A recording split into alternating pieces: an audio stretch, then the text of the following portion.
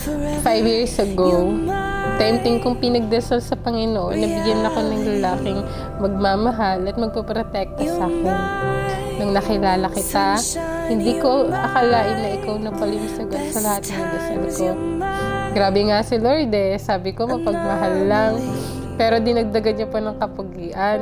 And I'd choose you in 100 lifetimes. I'd choose you in 100 worlds. I'd find you, and I'd say I do for the rest of my life.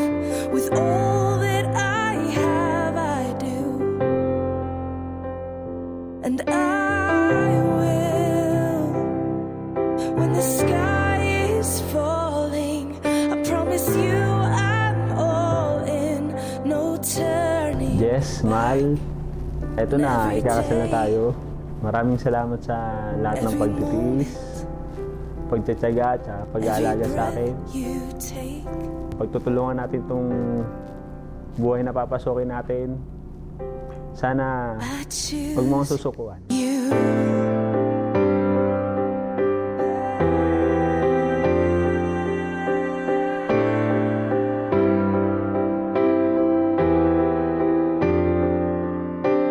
Look into my eyes, dear. Look into my eyes, dear. 'Cause this is where it starts.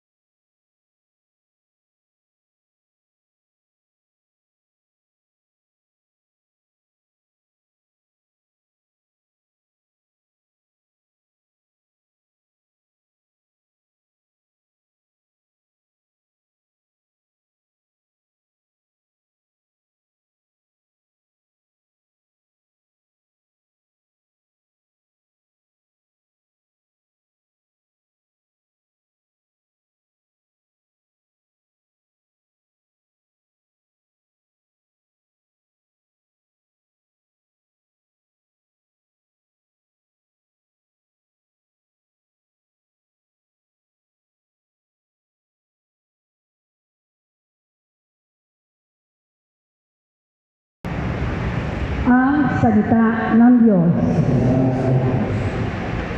Atin pong itutugon, mapalad ang sumusunod na taong may takot sa Diyos. Mapalad ang bawat taong sa Panginoon may takot.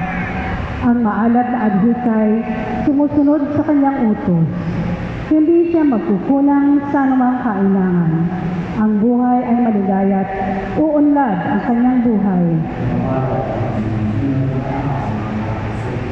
Sa tahanan, ang asawa'y parang ubasan na mabunga. Bagong tanim na ulibo, sa may dulang ang anak niya. Ang sinuman kong Panginoon ay kusang susundin. Buhay niya ay uunlad at laging pagpapalain. Mula sa Siyon, pagpapalanawa ng Diyos ay tanggapin at magkita habang buhay. Pag-unlad ng Jerusalem, ang magiging iyong apo, naway ikaw ay abutin. Naway maging mapayapa itong bayan ng Israel. Magsitayong lahat para sa pagbibigalang sa Ebanghelyo.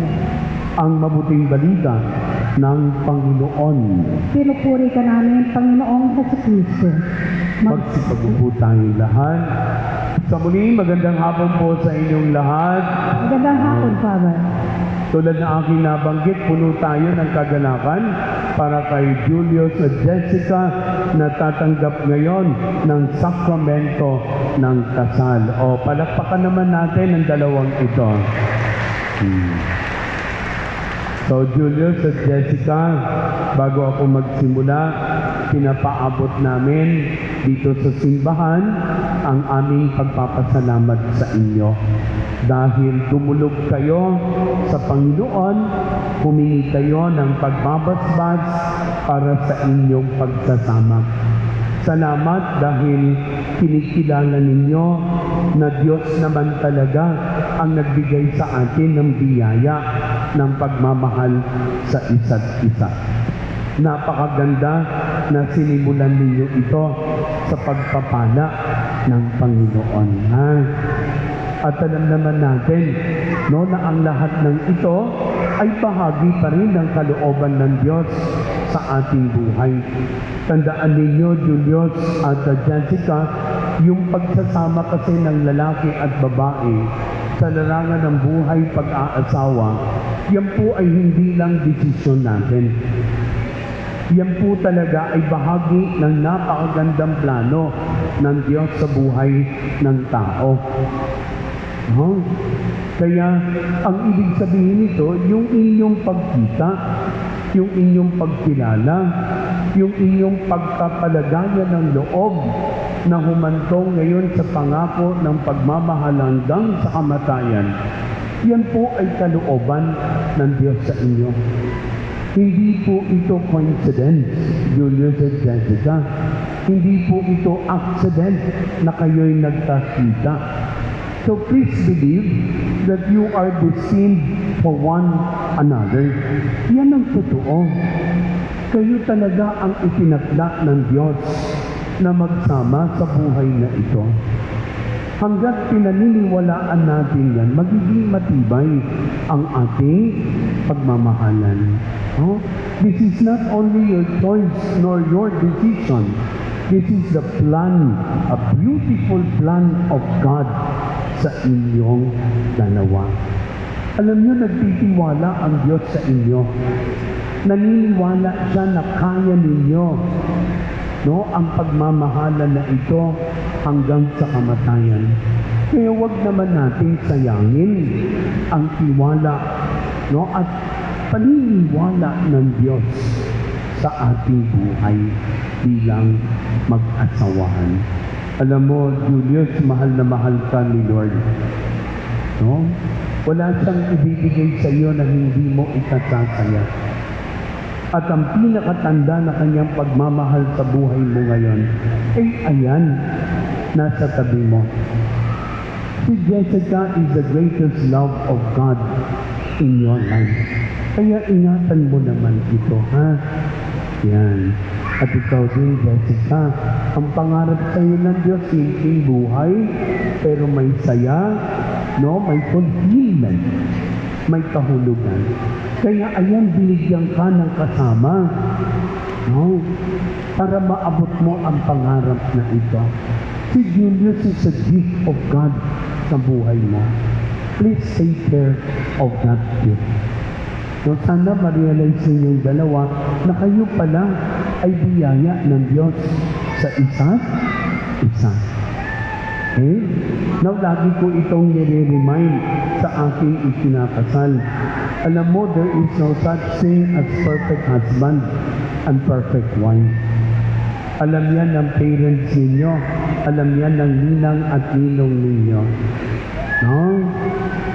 Kung tatanungin mo ang mga yan, kung naging perfect wife ba yung nagagandahan mong ninang, ay sasabihin niya hindi. No? Kaya please lang, huwag na kayong maghanapan ng perfectness sa isa't isa. Mahihirapan lang kayo. Mapupusrate lang kayo sa isa't isa. Ito na lang ang gawin ninyo. Sa panahon na magpatawad, Jessica, magpatawad. Sa panahon na magpakumbaba, Julius, magpakumbaba. Sa panahon na aminin ang pagkukulang, aminin at mangako ng pagbabago.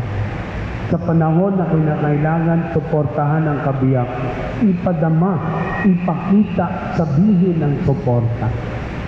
Alam niyo, pag ginugol ninyo ang panahon ninyo araw-araw sa ganung bagay, hindi ninyo namamalayan. 10 years, 15, 25, 50 years or more, you actually became perfect for one another. Ang perfectness po sa buhay may asawa ay buga ng samot-saring karanasan. Kaya nga ang paalala sa atin ng ating pagbasa, lalo na sa ating first reading, magmahalan kayo. No? Tulad ng pagmamahal ni Jesus sa kanyang simbahan. Paano ba magmahal si Jesus? Tapat. Tapat. Faithful baga. Sa simula hanggang kamatayan. Paalala ko lang sa inyong dalawa, wala ho itong expiration date. Yung pipirmahan natin mamaya, ang expiration date nun, kamatayan. Kaya, be faithful. O pangalawa, paano ba magmahal si Jesus?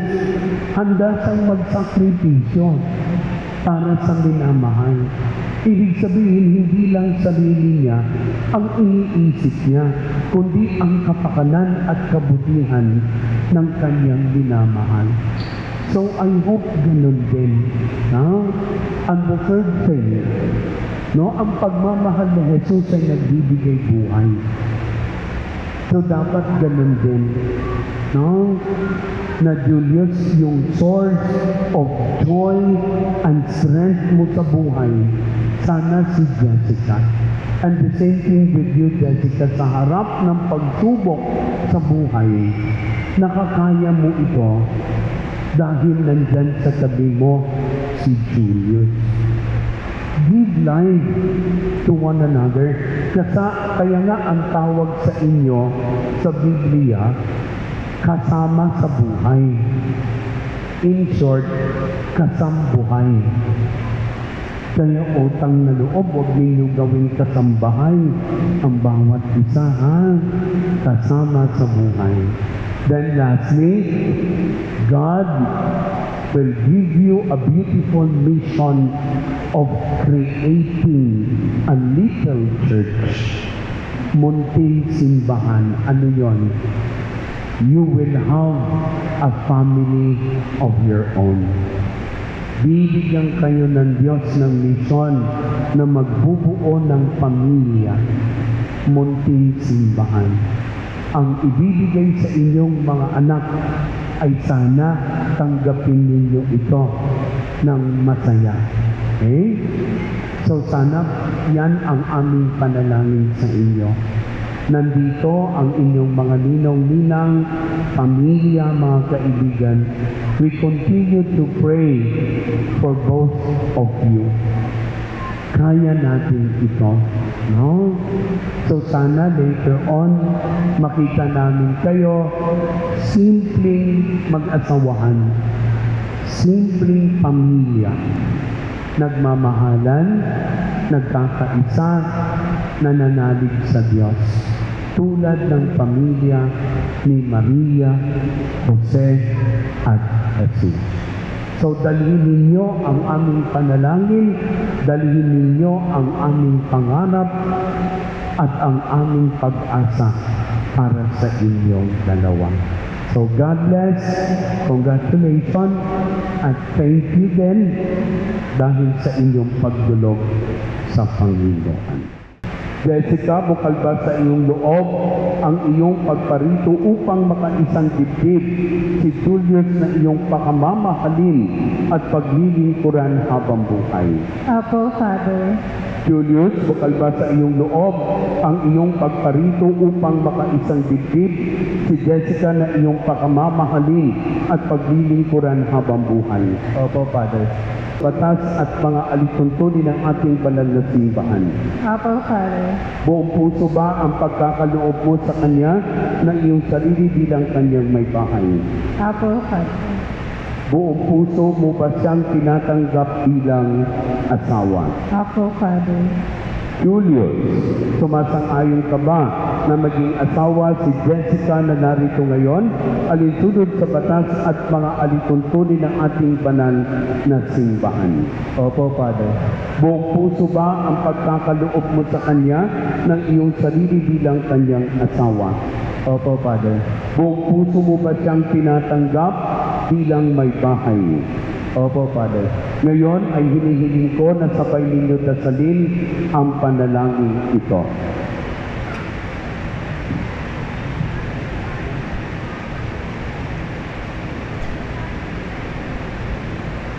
O Panginoon, kami po ay iyong loobing magkaisa sa kalooban ng damdamin mula ngayon at sa kaluluwa at kahirapan, sa karamdaman at kalusugan sa lahat ng araw ng aming buhay.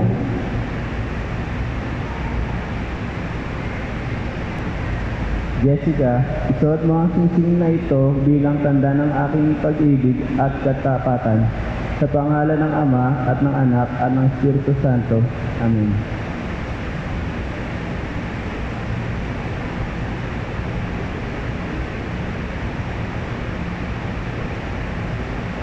Julius, isuot mo ang singsing na ito bilang tanda ng aking pag-ibig at katapatan. Sa ngalan ng Ama at ng Anak at ng Espiritu Santo. Amen.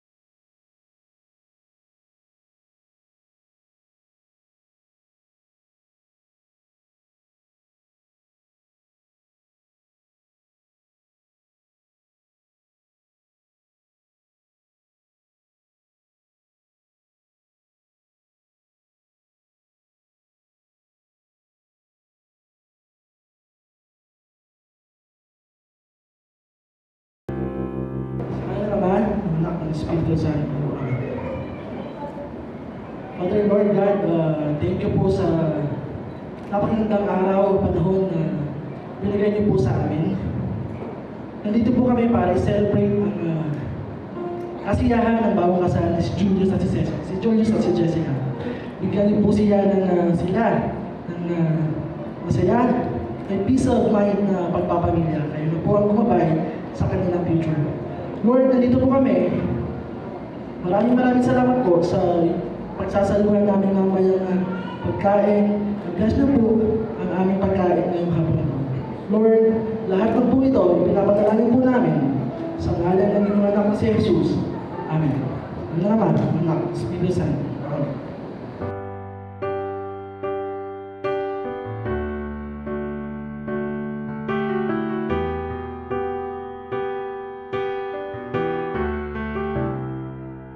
I could see it in your eyes from the moment we first met.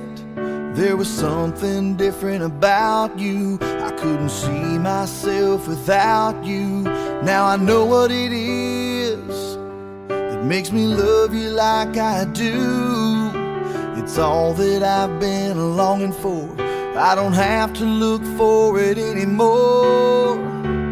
You give me something to believe in, a hope that I can build on, a trust and a devotion. I'm caught up in emotion. Will I walk beside you? Will I give my heart away?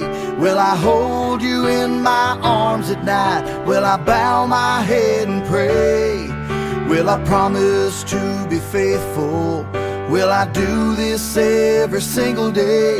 Will I be there to protect you? Will I keep the vow I made? Will I give you all of my love? I say yes to all of the above.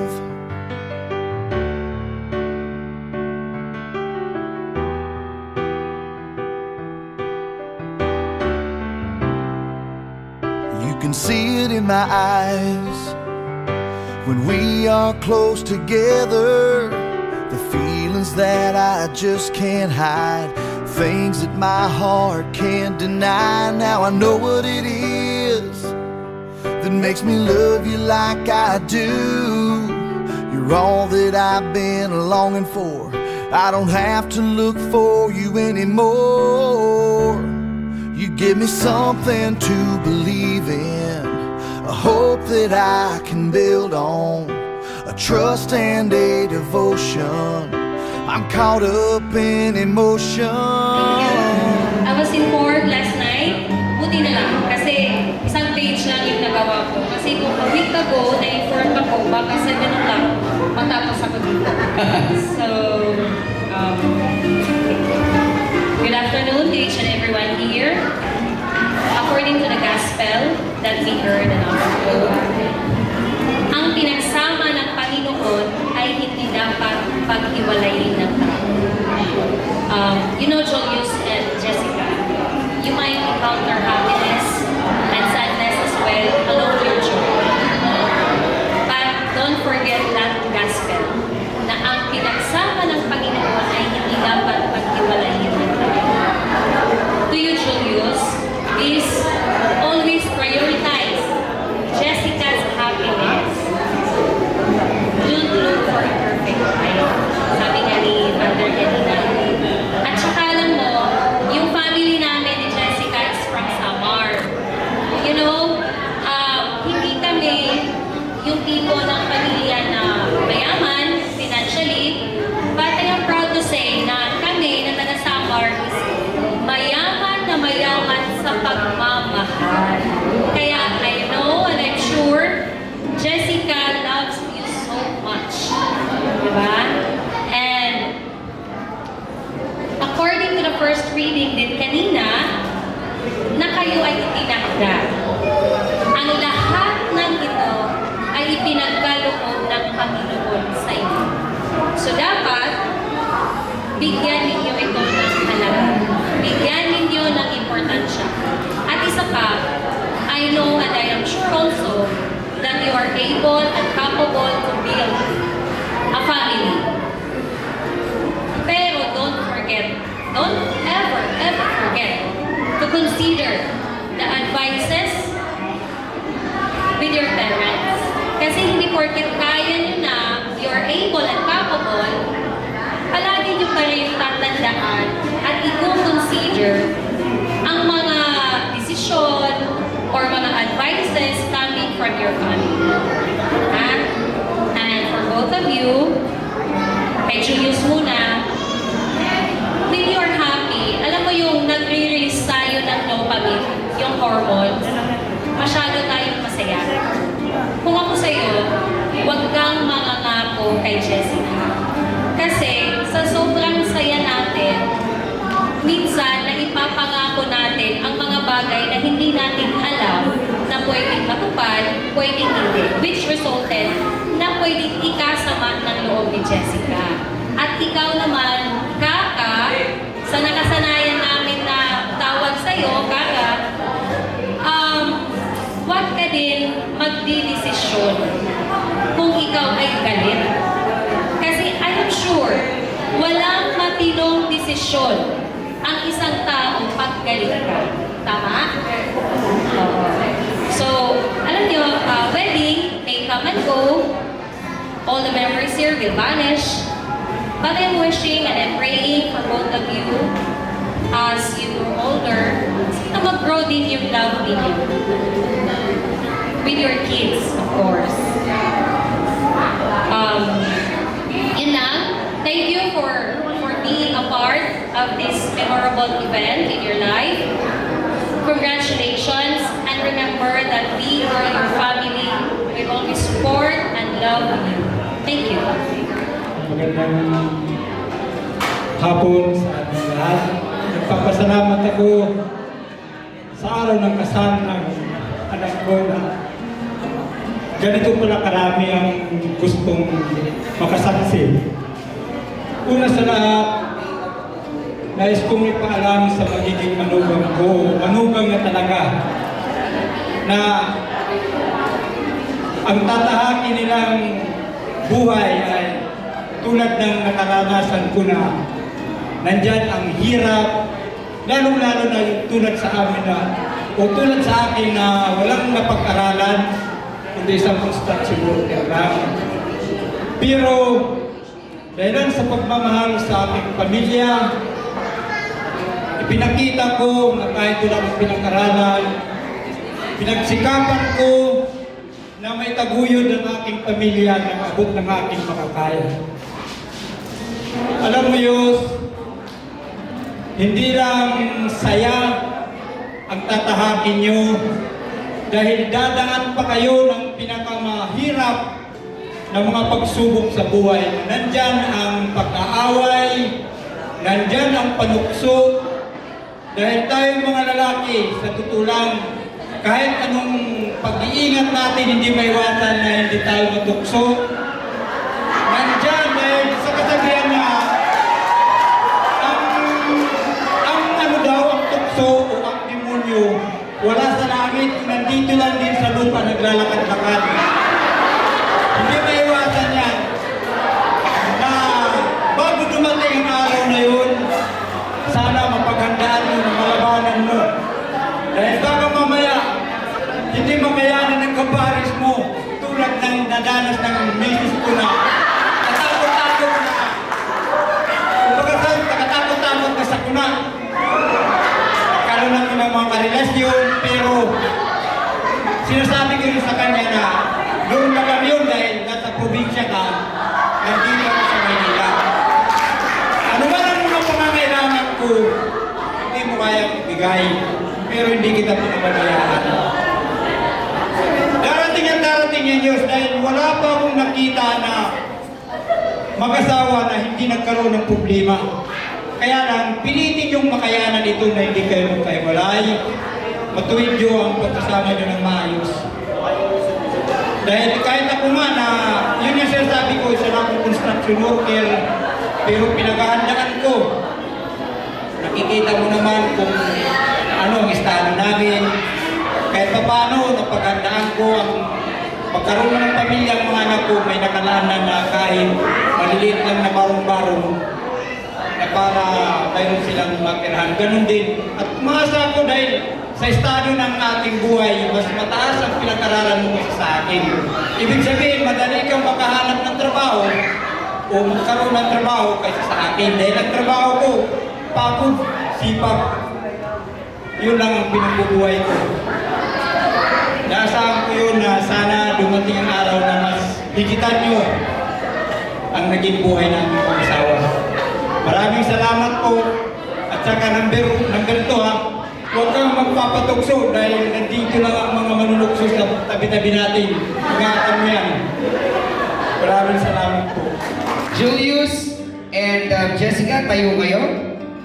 And let's show our guest what is the gender of your baby. In 3, sir, pakihawakan tong box. Tapos si Jessica maghihila. In 3, 2, 1, go! Yeah, it's a girl!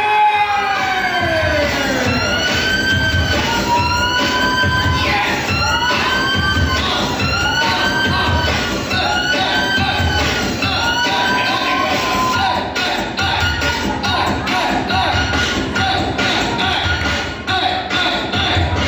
Grabe pala, hindi buntis, no? Alright, congratulations Jessica and Julius. And of course, to all our guests, we would like to thank you for staying. I'm definitely sure na kayo po ay una, marunong tumupad sa pangako. Pangalawa, walang sasakitan dyan. And of course, I hope you guys enjoyed this wedding reception. And again, I'm presenting to you the newlyweds, Mr. and Mrs. Julius and Jessica Luciano. Let's give them a round of applause. Good night, everyone, and have a safe way home. God bless. Diba? Pero, kayo kasing dalawa, magkaibang tao kayo. Pinilit niyong makilala ang isa't isa. Ngayon, ang pinagdesisyonan niyo ay magsama bilang mag-asawa. Okay. Piece of advice. Hindi niyo ganun kakilala ang isa't isa. Ito para to sa lahat, especially do sa mga single pa. Okay? Yung boyfriend mo o girlfriend mo, posibleng 9, 10, 12, 15 years mo na siyang jowa bago kayo nagpakasal, akala mo kilala mo na. Pero, mayroon ka pa rin madidiscover sa kanya na hindi mo alam pag kayo ay nasa isang bubong na. Pwedeng yung babae, para palang monster kung umutot, diba? O kaya si lalaki, ambisyo pala magsipilyo isang beses sa isang linggo, double mint lang ang katapat para mabawa ang hininga. Maraming ganon. Okay? Pero, you just have to be ready. Paano kayo magiging handa? Hindi sa pinansyal, hindi sa physical, hindi sa emotional. Okay? You have to be prepared spiritually. Okay? Yung family, it is just a second priority. Ang first priority ng pagsasama ng may asawa, si God. Lahat ng posibleng mangyari sa buhay natin, whether it's good or bad, it's all because of Him. Kung may masamang nangyari, huwag natin sisihin si God. It's just a test of your relationship. You just have to be strong. Ganun lang yun. Always make it a point to have Him become the center of your life, your house, and your love life. Because with God, no one can ever go wrong. Okay? That's just a piece of advice coming from me and of course on behalf of our team. Now, ayun. Maraming salamat po sa lahat ng pumunta, nag-abala, at saka nag-effort. Maraming salamat sa mga tumulong kay Ate Jane, Ate Julie, kila Mama, na nagtulong ng lechon, kila Kuya Jul, salamat. Sa lahat po ng bisita, sa mga ninong, nina, maraming po salamat sa inyo dahil hindi nyo kami tinalikuran. Ayun po, maraming salamat.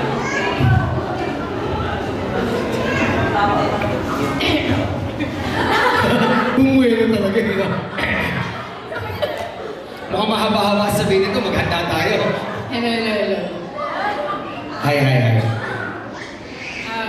Hello everyone. Thank you po sa lahat ng pagpunta. Alam kong busy kayo sa work, sa mga gagawin niyo, pero umattend pa rin kayo. Lalo na sa mga ninang, ninong, sa mga high school friends ko, ka-workmate dati, especially Prof. Master. Ayun, sa mga taga-Ginsa, college friends, high school, and then kay Ate Janine, sa pag-e-effort ng lahat ng ito, Ate Juliet, sa hagard na kanina. And sa kay Mama, kay Tatay, kay Mama Mirna, thank you po sa lahat ng support sa mga kapatid ko, sa lahat. Maraming salamat sa lahat. Wala kang nakalimutan?